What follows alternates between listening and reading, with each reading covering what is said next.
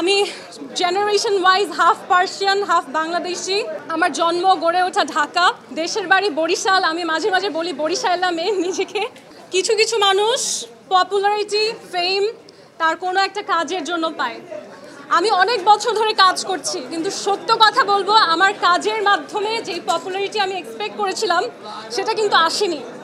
এসেছে আমার জীবনে একটা দুর্ঘটনা, একটা বাজে সময় থেকে। এবং আপনাদের কাছে আমি কৃতজ্ঞ, কারণ আপনারা সেই সময়ে আমাকে নিয়ে এত বেশি আওয়াজ তুলেছেন, পজিটিভ হোক নেগেটিভ হোক, যে অ্যাটলিস্ট আমার সিচুয়েশনটা পৃথিবীর মানুষ জেনেছে এবং আমি সেটা ওভারকাম করতে পেরেছি। আপনারা আমার কাছে হিরো। আজকে প্লিজ আমাকে কিছু বলতে সুযোগ দিন। খুব ভালোভাবে আমি বাংলাও বলতে পারি না। আমি generation wise half Persian half Bangladeshi. আমার জন্ম গড়ে ওঠা ঢাকা, দেশের বাড়ি বরিশাল। আমি মাঝে মাঝে বলি বরিশালা মেয়ে নিজেকে।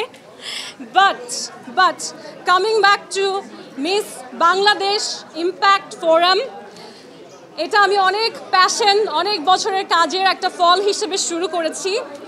কারণ আমি চাই বাংলাদেশের যারা নারী এবং পুরুষ, আমরা যখন আমাদের এই দেশের বাইরে যে কোনো পৃথিবীর যে কোনো রাষ্ট্রের সামনে দাঁড়াবো, মানুষ যেন বাংলাদেশি বলে স্পেশাল ফিল করে। আমাদের পাশের দেশ ভারত, ইন্ডিয়া, আমাদের পাশের দেশ, আমাদের মতন, আমাদের চেয়েও দরিদ্র আমি বলবো, শ্রীলঙ্কা, নেপাল, ফিলিপিন্স, এই দেশগুলোর মানুষ প্রচুর সম্মান পায়। তাদের অর্থনীতিতে অনেক ভালো একটা বেগ আসছে, বিকজ পুরা ওয়ার্ল্ডে বিউটি প্যাজেন্ট, সৌন্দর্য প্রতিযোগিতা, $1 বিলিয়ন একটা industry. It's a $20 billion industry. বাংলাদেশকে কোন পর্যায়ে নিয়ে যাওয়া সম্ভব এই সেক্টরে, এখন পর্যন্ত আমাদের দেশের মানুষ এটা অনুধাবন করে না।